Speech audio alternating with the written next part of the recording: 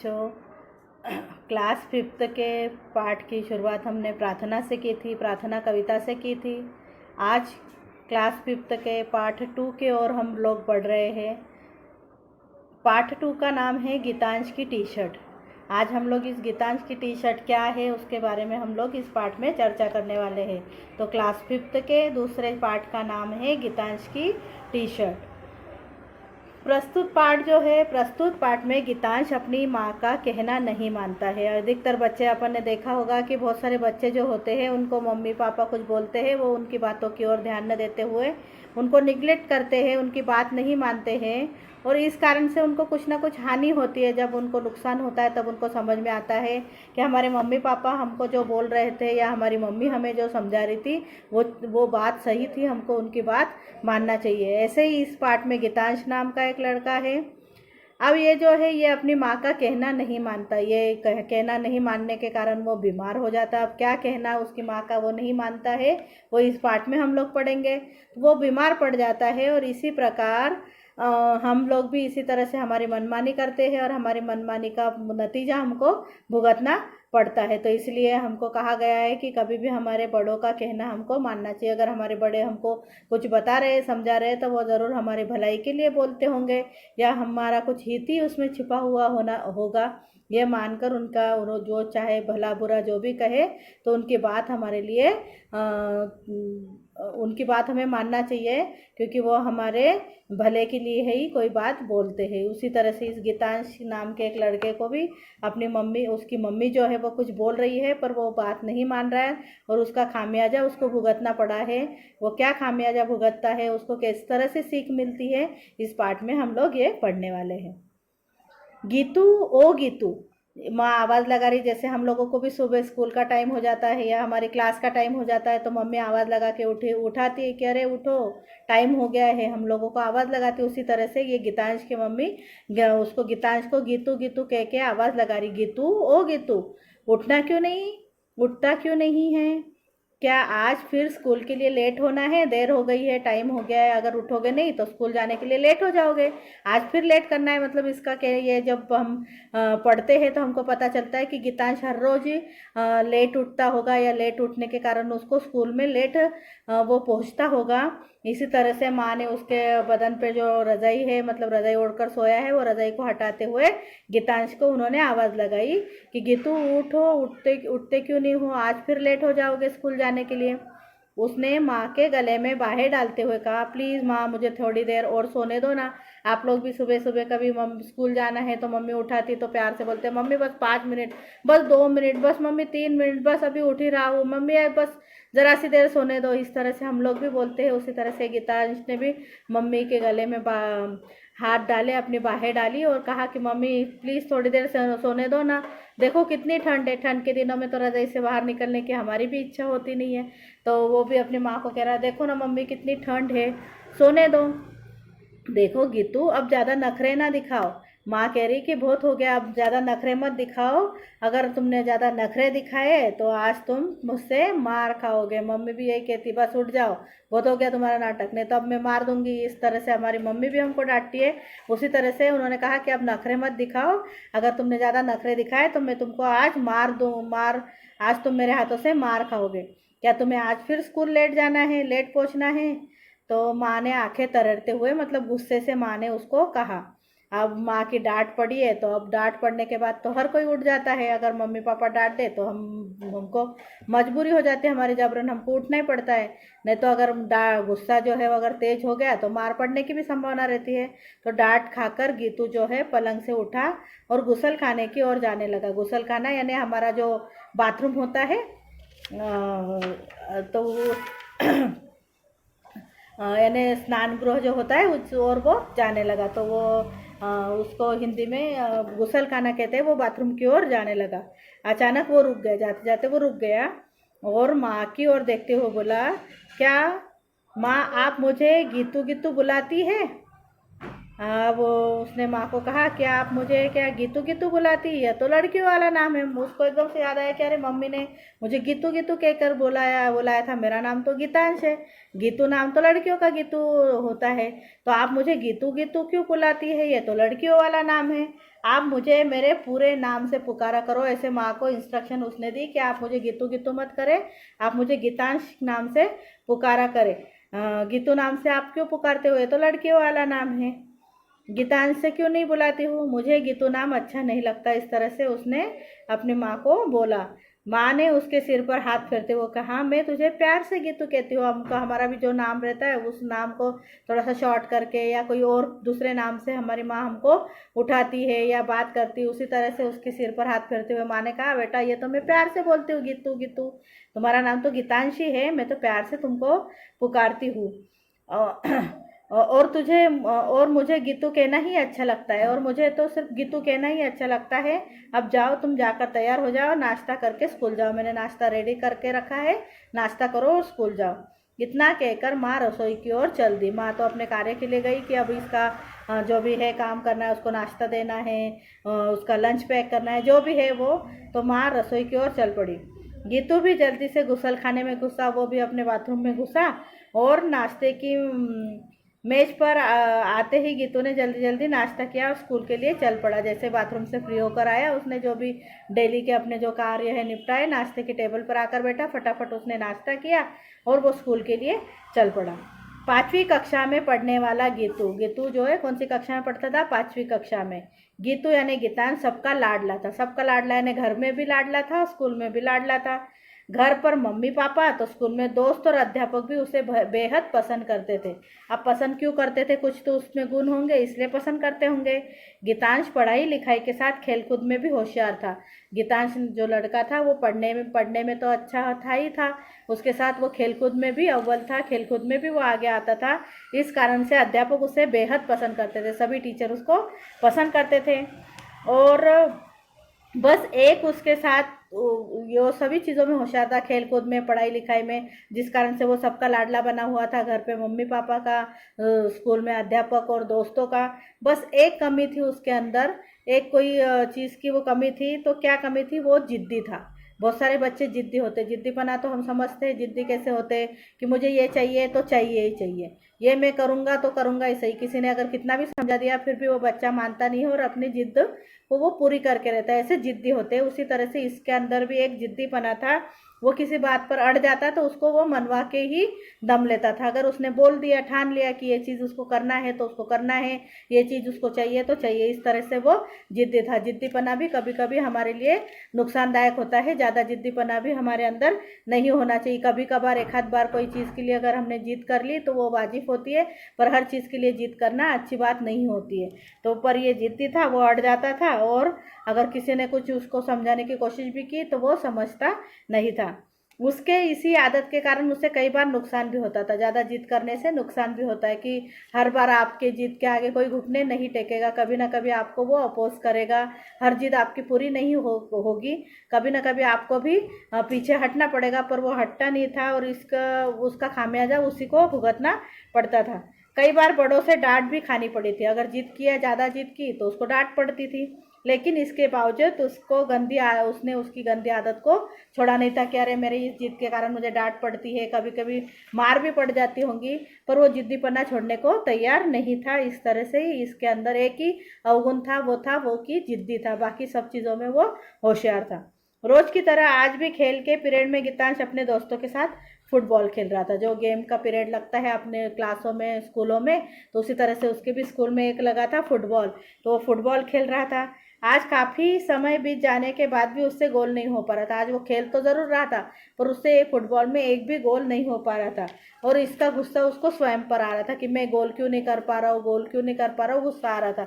जैसे हम भी कभी कभी कुछ खेलने जाते हैं, क्रिकेट मैच खेल रहे हैं, तो कभी हम पहले ही बॉल में आउट हो जाते हैं, या फिर हम बॉलिंग अच्छी नहीं कर पाते हैं, तो हमको हमारे ऊपर ही गुस्सा आने लग जाता है। या कोई कार्य हमने करने के लिए लिया और वो अच्छी तरीके से नहीं कर पाए, तो हम खुद ही अपने ऊपर गुस्सा कर लेते, गुस्सा आता है। तो उसको भी गुस्सा आ रहा था और इसी गुस्से में उसने क्या किया, उसी गुस्से में खेलते खेलते रोहित को उसने टांग मारकर गिरा दिया। उसके साथ में खेलने वाला जो उसका सहपाठी होगा उसके, तो उसको उसने गिरा दिया। उसका नाम था राहुल, सॉरी रोहित। रोहित गिरा तो उसका घुटना छिल गया। जैसे ही वो गिरा जमीन पे, मिट्टी होगी तो वो घुटने के ऊपर उसको चोट आई और उसका घुटना छिल गया। मोहित ने रोहित को उठाते हुए गीतांश से कहा, मोहित नाम का एक लड़के ने उस रोहित को उठाया जो गिर गया था नीचे, और गीतांश से कहा, तुमने रोहित को जानबूझकर टांग मारकर क्यों गिराया? उसने देखा होगा कि इसने जानबूझकर उसको टांग अड़ाकर गिराया। तो वो जो मोहित था, मोहित ने उसको कहा कि गीतांश को, कि गीतांश तुमने रोहित को टांग मारकर, जानबूझकर टांग मारकर क्यों गिराया? इस पर गीतांश ने कहा कि नहीं, मैंने कोई जानबूझकर नहीं गिराया। कहा कि मैंने जानबूझकर नहीं गिराया, रोहित ही अचानक मेरे सामने आ गया जिससे वो गिर गया। वो अपनी गलती भी यहाँ पर स्वीकार नहीं कर रहा है। उसने कहा कि नहीं, मैंने तो उसको गिराया नहीं, वही मेरे सामने आ गया, इसलिए मेरे टांग से अड़के या टकरा के वो गिर गया, इसमें मेरी कोई गलती नहीं है। इस तरह से उसने मोहित को उत्तर दिया। लेकिन गीतांश की बात मानने को कोई तैयार नहीं था, क्योंकि वहाँ पर जितने भी बच्चे खड़े होंगे सभी ने ये चीज़ देखी होगी कि गीतांश ने जो रोहित को है वो टांग अड़ा के जानबूझ के गिराया है। तो उसकी ये बात मानने को कोई तैयार नहीं था, क्योंकि सबने देखा था कि जानबूझकर गीतांश ने जो है रोहित को गिराया है। फिर भी गीतांश अपनी गलती मानने को तैयार नहीं था। अब वो बात ज़्यादा बढ़ गई, दो बच्चों में होने लगी होगी तू मैं, तो बात ज़्यादा बढ़ गई। इधर सब बच्चे बोल रहे हैं कि इसने जानबूझ के गिराया, और गीतांश यहाँ पर इनकार कर रहा है कि मैंने नहीं गिराया। तो जब बात बढ़ गई तो सबने मिलकर गीतांश की शिकायत स्पोर्ट्स टीचर से कर दी। जब भी ऐसा ही होता है स्कूल में, कभी कोई बच्चा परेशान कर रहा है, कुछ कर रहा है, तो हम टीचर को शिकायत कर देते हैं। उसी तरह से ये स्पोर्ट्स के पीरियड में इस तरह की हरकत गीतांश ने की थी, तो सभी बच्चों ने गीतांश की शिकायत जाके स्पोर्ट्स टीचर से कर दी। इसका नतीजा यह निकला कि टीचर ने गीतांश को जमकर डांटा। जैसे ही सब बच्चों ने गीतांश के खिलाफ गवाही दी, कहा कि गीतांश ने जानबूझकर रोहित को गिराया है, तो स्पोर्ट्स टीचर ने गीतांश को काफ़ी डांटा, जमकर डांटा, और उसको सुधरने की नसीहत दी। अगर गीतांश, देखो तुम बार बार यही गलती दोहराते हो, अगर तुमने अपनी गलती नहीं सुधारी तो देख लेना, या फिर मैं तुमको खेलने नहीं दूंगा। किसी तरह से कुछ ना कुछ उसको डांट पड़ी होगी। इसके बाद सभी बच्चे जो है अपनी अपनी कक्षा में चले गए।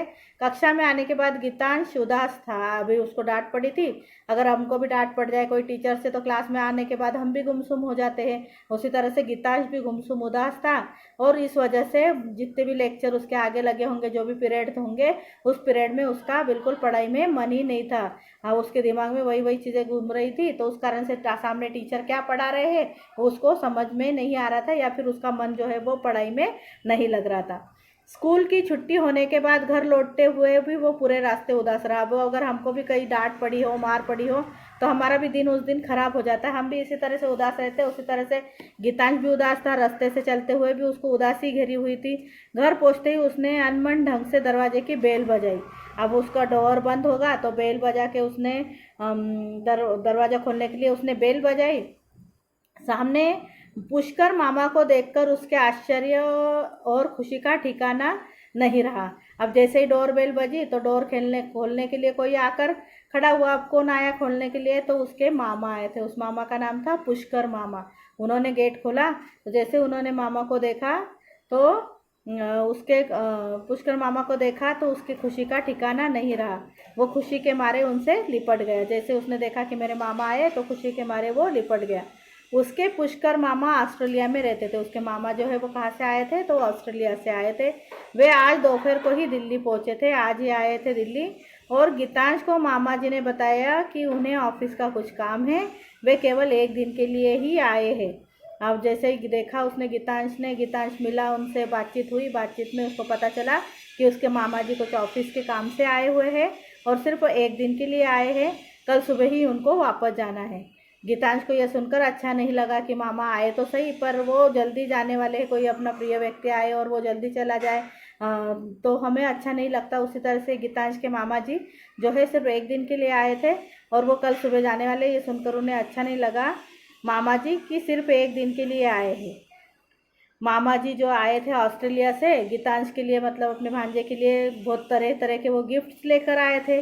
अब गिफ्ट लेकर आए थे तो उस गिफ्ट में एक गिफ्ट जो है वो गीतांश को बड़ा अच्छा लगा, वो था टी शर्ट। एक टी शर्ट उसके मामा जी उसके लिए लाए थे। और जैसे वो टी शर्ट उसके मामा जी ने बताया तो झट से उसने उनके हाथ से उसको छीना और कमरे में भागा, टी शर्ट पहनी और खूब खुश हुआ। हम लोगों को भी कोई चीज़ अगर पसंद आती तो हम झट उसको पहनते हैं या उसका उपयोग करते हैं। उसी तरह से गीतांश को टी शर्ट पसंद आई तो उसने झट से वो टी शर्ट पहनी और वो पहनकर वो मतलब बड़ा खुश हुआ। कमरे से बाहर आकर उसने सबको टी शर्ट दिखाई। बाहर आकर घर में जितने भी सदस्य थे उनको भी उसने टी शर्ट दिखाई। सबने टी शर्ट की खूब तारीफ की। उस टी शर्ट में गीतांश भी बड़ा अच्छा लग रहा होगा। हम भी कोई अच्छे कपड़े पहनते तो पहले दिखाते घर वालों को कि देखो कैसा लग रहा है, अच्छा लग रहा है कि नहीं। तो उसी तरह से गीतांश ने भी जब टी शर्ट पहन के दिखाई तो सभी ने उसकी तारीफ की। लेकिन गीतांश को चैन कहा। वह तो अपने दोस्तों को भी मामा जी की ये खूबसूरत गिफ्ट दिखाना चाहता था। अब हमको भी कोई गिफ्ट मिले तो हमको भी ये रहता है कि हम हमारे दोस्तों के साथ इसको कब शेयर करें, कब उनको दिखाएं, कब उनको बताएं। इसी तरह से ये जो खूबसूरत गिफ्ट उसको मिली थी टी शर्ट, वो अपने दोस्तों को दिखाना चाहता था। तो वो बाहर की ओर भागकर अपने दोस्तों को मिलने के लिए वो चला गया। घर में तो उसने दिखा दी सबको और चला गया। और अपने सभी दोस्तों को उसने वो टी शर्ट बताई कि उसके मामा ऑस्ट्रेलिया से उसके लिए ये टी शर्ट लाए हैं। तो सभी दोस्तों ने जब वो टी शर्ट देखी सभी ने खूब तारीफ की कि बड़ी अच्छी टी शर्ट है। और थोड़ी देर फिर वो खेलने लग गए। वो टी शर्ट देखने के बाद सबने खेला और खेलकर सभी लोग अपने अपने घरों की ओर चल दिए। अब खेलने के बाद जब गीतांश घर लौटा तो माँ ने उसकी तरफ देखा और कहा कि गीतांश, इतनी ठंड थी बाहर और तुम इस ठंड में बिना स्वेटर के ही बाहर गए थे। तुम सिर्फ ये टी शर्ट पहन के ही बाहर चले गए। जब ठंड के दिन रहते तो हमारी मम्मी भी बोलती बेटा गर्म कपड़े पहनो, स्वेटर पहनो, कान ढको, सर्दी लग जाएगी। तो उसी तरह से उस समय भी सर्दी का मौसम था। तो माँ ने उसको डांटा और कहा कि बिना स्वेटर पहने ही तुम गए। तो गीतांश ने उत्तर दिया, हाँ माँ। जवाब दिया गीतांश ने, हाँ माँ, तुमने ऐसा क्यों किया। माँ ने फिर कहा कि ऐसा क्यों किया, इतनी ठंड थी तो तुमको स्वेटर पहनना चाहिए था। ऐसे तो तुम्हें ठंड लग जाएगी और तुम बीमार हो जाओगे। तो माँ ने गीतांश को समझाते हुए कहा, तो माँ अगर तो गीतांश ने माँ को कहा, माँ अगर मैं इस कपड़ों के इस टी शर्ट के ऊपर स्वेटर पहन लेता तो मेरे दोस्त जो थे वो नई टी शर्ट कैसे देख पाते। हम लोगों का भी ऐसा रहता है अगर हमने अच्छे कपड़े पहने, हमको कहीं शादी फंक्शन में जाना है तो बच्चे क्या करते हैं, अधिकतर ठंडा मौसम हो तो भी स्वेटर पहनना अवॉइड करते कि हमारे कपड़े नहीं दिखेंगे, वो करेंगे। तो इस कारण से वो स्वेटर नहीं पहनते। इसी तरह से गीतांश ने भी वो टी शर्ट दिखाने के चक्कर में स्वेटर नहीं पहने और वो ऐसा ही चला गया और अपने दोस्तों को वो टी शर्ट दिखाने लगा और उसने स्वेटर को अवॉइड कर दिया। अब ये स्वेटर नहीं पहनने के कारण उसको क्या क्या तकलीफें हुई इसके बारे में हम लोग पढ़ेंगे। माँ ने गुस्से से कहा, ये टी शर्ट पहनने का मौसम नहीं है, अभी इतना ठंडा मौसम है, सिर्फ एक टी शर्ट पे रहोगे अच्छी बात नहीं है। अगर पहनना है तो इसके ऊपर कोई स्वेटर भी तुमको पहनना पड़ेगा, वरना ये टी शर्ट को मैं तुम्हें पहनने नहीं दूंगी। और इस तरह से माँ ने उसको डांट दिया। तो ये डांट सुन के उसको गुस्सा आया। उसने पैर पटके अपने और पैर पटकते हुए गीतांश जो है वो अपने कमरे में चला गया, दूसरे कमरे में चला गया। इस तरह से माँ के डांटने से वो गुस्सा हो गया।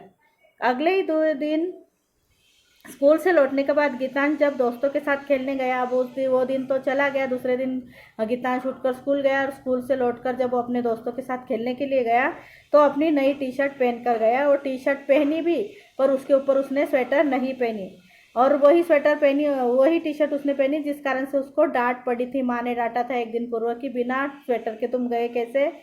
अब जैसे उसने टी शर्ट पहनी तो माँ ने देखा कि इसने टी शर्ट पहनी है, कहा नहीं, बस चुप रही। क्योंकि गीतांश को उसने एक दिन पहले ही समझा दिया था, बेटा जब तुमको अगर टी शर्ट पहनना है तो उसके ऊपर तुमको स्वेटर भी पहनना पड़ेगा। परंतु गीतांश ने सिर्फ टी शर्ट पहनी। अब माँ क्या बोले, एक बार तो बोल दिया तो माँ सिर्फ देखते रह गई, चुप रह गई। गीतांश के तो जैसे मजे ही आ गए। मम्मी ने कुछ नहीं बोला तो उसको लगा कि अरे मम्मी तो भूल गई, अब मम्मी कुछ नहीं बोल रही है, तो उसके तो मजे ही लग गए और वो वैसी टी शर्ट में वापस खेलने के लिए वो चला गया। माँ ने कुछ नहीं कहा इसलिए। अब वो बिना डर के वही टी शर्ट पहन के वो खेलने के लिए गया और वो ऐसी टी शर्ट पहन के 3-4 दिन तक सलंग गीतांश ने इसी तरह से काम किया। रोज वो सिर्फ टी शर्ट पहनता और शाम को खेलने चला जाता। शाम के समय तो मौसम अधिक ठंडा हो जाता है और यही उसका रूटीन बन गया। अब माँ भी सिर्फ देखते रह गई क्योंकि माँ ने एक बार समझा दिया था। एक बार समझाने के बाद भी अगर गीतांश समझने को तैयार नहीं था तो माँ का बोलना वहाँ पर व्यर्थ था, इसलिए माँ चुप रही।